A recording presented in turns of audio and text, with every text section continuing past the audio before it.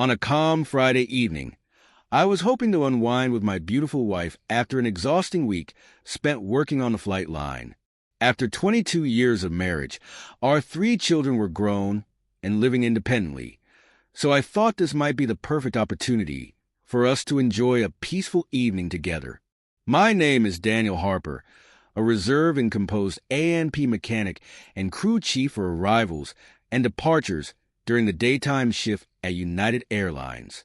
After spending 25 years working less favorable shifts, I had finally earned a coveted daytime schedule.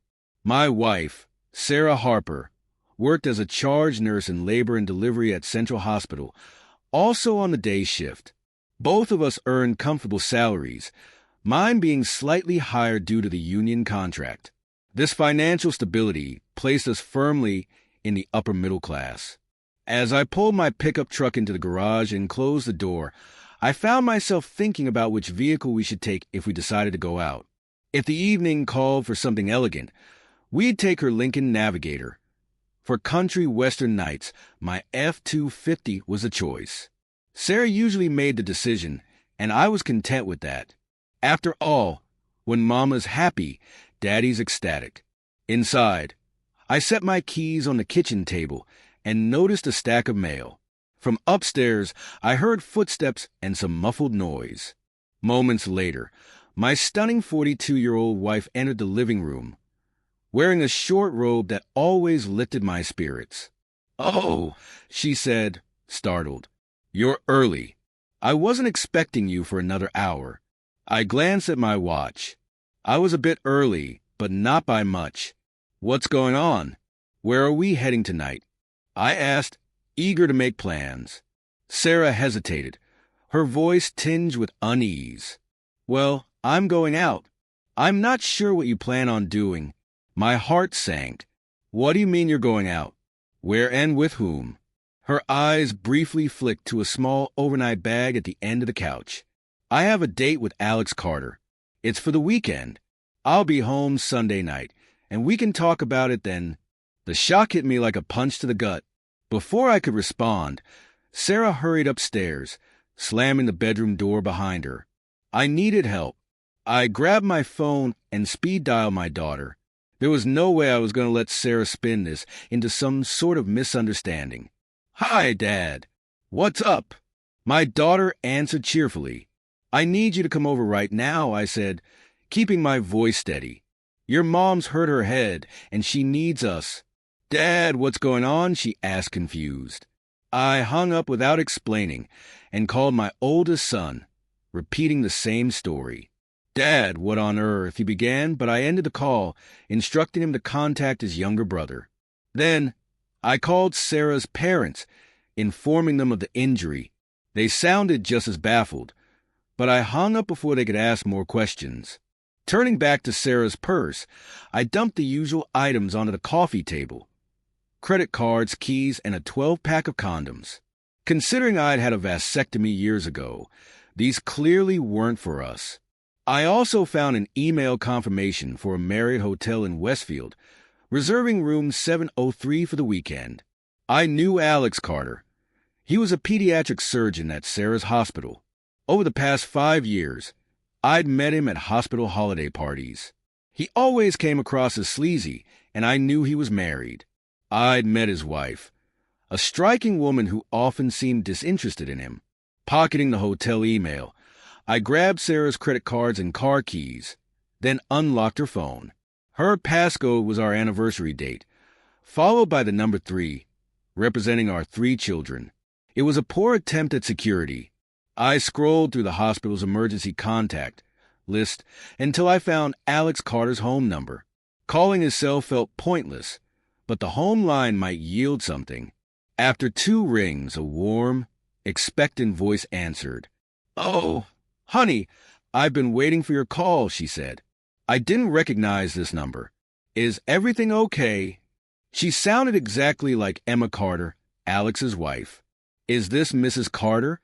I asked. "Yes, who is this?" she replied, her tone cautious. "My name is Daniel Harper. My wife works as a charge nurse at the hospital with your husband. I'm not sure if you remember me from the holiday parties. I said. Yes.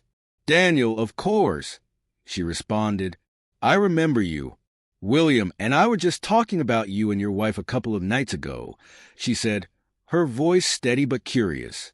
I was expecting a call from him. What can I do for you? So, your husband isn't home?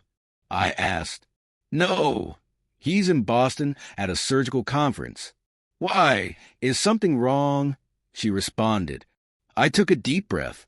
Mrs. Carter, I don't know how to say this, but I don't think your husband is in Boston. I just confronted my wife, and she told me she's spending the weekend with him at the Marriott in Kenworth. I have an email confirming the booking for 7 adjoining rooms on the 7th floor from tonight until Monday. What you're saying is that William is at the Marriott, not at a conference, she asked in disbelief. I think we're both being lied to, I said softly. Her voice trembled. I'm going to look into this, Mr. Anderson. I'll save your number and get back to you. I hung up, feeling like the ground was slipping beneath me. The world seemed to be spinning out of control. I scrolled through Julie's contact list again and noticed Karen Daniels, the head of HR at the hospital and supposedly a close friend of Julie's. Karen's husband, a detective, might be able to help. I dialed Karen's mobile number. Hello, she answered tiredly. Karen, it's Mark Anderson, Julie's husband. I think there's serious misconduct going on involving Dr. Carter and my wife. I need this investigated and stopped immediately. She inhaled sharply. Mark, I can't talk right now. I have to go.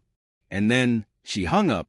Within seconds, Julie's phone rang again. My stomach churned as I answered on the third ring. Julie, he knows? He knows everything. The caller's voice was urgent. I cleared my throat, cutting in. Not everything, Karen, but I'm getting closer.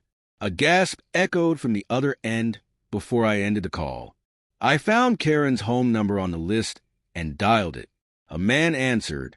Look, I don't want to upgrade my cable service, he grumbled. Is this Jeremy Daniels? I asked. Who is this? He replied. It's Mark Anderson, Julie's husband. Hey, Jeremy, your wife said she was busy, and then hung up. She's the head of HR, right? Yeah. She's away this weekend at some team-building retreat sponsored by the hospital down in Philly. Why? He asked. I explained everything. Julie's sudden announcement, the hidden condoms, the Marriott reservation, and the phone calls. Do you think there's more to this than just Dr. Carter and Julie? Jeremy exhaled, sounding tense. I'm starting to think there might be. But don't do anything rash, Mark. I'll see what I can find out. Just then, Julie came downstairs, wearing a tight red silk dress that made her look like a high-priced escort. She froze when she saw her purse contents spilled across the table. What the hell, Mark? Why did you dump my stuff? She demanded, starting to gather her belongings. You're not going anywhere, I shouted. Sit down and shut up. She glared at me. You can't tell me what to do. I'm an adult. I snapped. I can. In a flash of anger, I grabbed the neckline of her dress and tore it. She gasped, revealing nothing more than a revealing bra, garter belt, and smoky gray stockings. I paid for that dress, I hissed. If you're leaving tonight, it won't be in my clothes. My phone rang. I put it on speaker. It was Mary Carter calling me back. Mark Anderson here, I said. Her voice was shaky. Mark, I was ready to be suspicious. I reported my car stolen, but it turns out I own it, not William. The police just pulled him over. He tried claiming he was my husband and had every right to drive it, Mary Carter continued. When the cops called me, I told them my husband was in Boston, so that was impossible. She gave a short, bitter laugh. He demanded a lawyer. I'm heading down to the station now. Tell your wife. I'll be coming for her next. Julie, who had been standing there in her torn dress, let out a choked cry. What did you do, Mark? At that moment, the front door burst open and our adult children rushed in. Max, my oldest son, Helen, my daughter, and Ethan, my younger son, looked around in confusion. Dad, what's going on? Max asked. Mom, are you okay? Helen rushed to Julie's side, noticing her ripped dress. Mom, oh my gosh, you're dressed like this. Dad, did you do that? Julie was about to walk out when I said flatly, "Tell them, Julie." Ethan shut the door behind him, his face frowning. What do you mean? He asked, noticing the condoms scattered on the coffee table. Mom, what are these? Julie's voice trembled. I don't know how they got in my purse. Where are you going, Mom? Helen asked in disbelief. Julie lifted her chin defiantly. It's my body.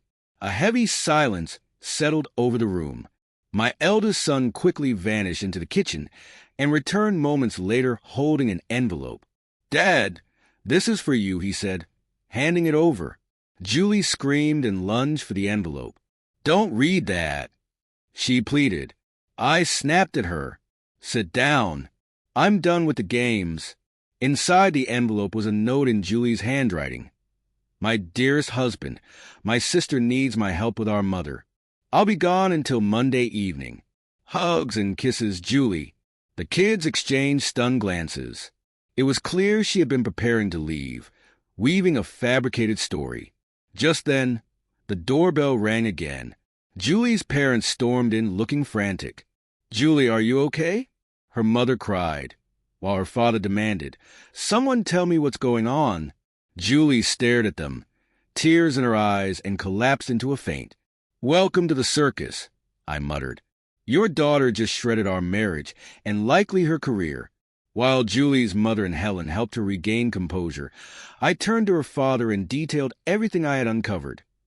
The phone calls, the hotel reservations, the potential co-conspirators. The temperature in the room seemed to drop. Finally, Julie stirred, trembling in her half-dressed state. She begged her mother, Please help me. Her mother scowled. Help you? How about you call your sister for help, since you were supposedly going to her place? I handed Julie the note and dialed her sister's number. A cheerful voice answered. Hi, this is Linda. Who's calling? This is Mark, I replied. How's your mom doing? Is Julie with you? Linda hesitated. Mom's fine, but Julie's busy.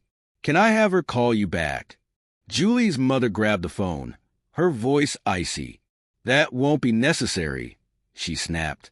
You're lying. A loud screech echoed from Linda's end before the line went dead. Julie, still barely dressed, collapsed into sobs. My phone rang again. This time, it was Jeremy Daniels, Karen's husband. Mark, you were right. I got a warrant for those 7 adjoining rooms at the Marriott. We raided them, claiming a missing person lead. We found 12 others, my wife, 3 male doctors, 4 female doctors, 4 nurses, and 1 HR staff member. And Karen, sorry, man. He exhaled heavily. It is what it is. Thanks, Jeremy. Turning to Julie, I said coldly, Go upstairs, put on something decent, and get out of my house. Tears streamed down her face, the remnants of her dress hanging off her. Please, Mark, don't throw me away like this. You threw us away, I shot back. When you started spouting that it's my body, I can do what I want nonsense. I was tempted many times, but I never acted on it because I loved you. And this is what I get in return. Get out. She sobbed and ran upstairs, losing a shoe along the way. The living room fell into silence. Helen sighed. I'll go make sure she doesn't do anything stupid. Otherwise, I won't be able to stay mad at her forever. About 30 minutes later, Julie came downstairs in jeans and a sweatshirt, her hair a tangled mess. My oldest son stood in front of the door, blocking her way. Mom, he said in a clipped tone, don't worry. I'll let Adrian know. We may have to rearrange the wedding for your new man if you still want an invite. He might bring someone else, though, if it comes to that. Julie took one last look around before leaving, ushered out by her mother. She clearly needed help, but it wasn't coming from me tonight. Soon after, more details emerged. Dr. Carter had used hospital funds to cover the rooms. paying for food and alcohol under the pretense of an official seminar. It turned out that these weekend retreats had been going on for a while. Several marriages exploded after the raid, and everyone involved was either fired or disciplined. Julie, apparently new to the adult club, had been swayed by flattery and peer pressure. She insisted that they told her I'd never find out and that many husbands enjoyed the thrill of their wives' adventures. She gave in after 6 months of persuasion. I filed for divorce, though I couldn't bring myself to finalize it. Despite everything, I still loved her. Months passed while she underwent counseling and the kids and I tried to heal. The airline gave me extended medical leave. Julie lost her job, as did everyone else involved. William Carter was sued by several people, with his wife and me leading the charge. I took my share of the settlement and distributed it among the other betrayed spouses. The hospital tried to cover it up, eventually settling out of court with large payouts.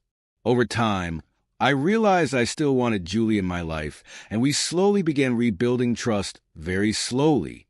I never stopped questioning if we'd be okay. Sometimes, during our most intimate moments, she would break down and apologize. It got better, though. Love can be a strange and powerful thing. About 8 months into the chaos, I confronted Dr. Carter as he left his gym. White-hot rage overtook me. I broke 3 of his fingers and crushed one of his testicles. He doesn't look so good anymore.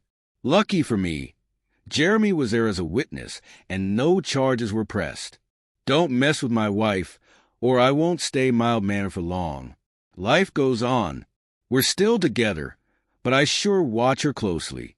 And that's the story of how one Friday evening nearly destroyed my marriage, my sanity, and tested the limits of what I would do for love.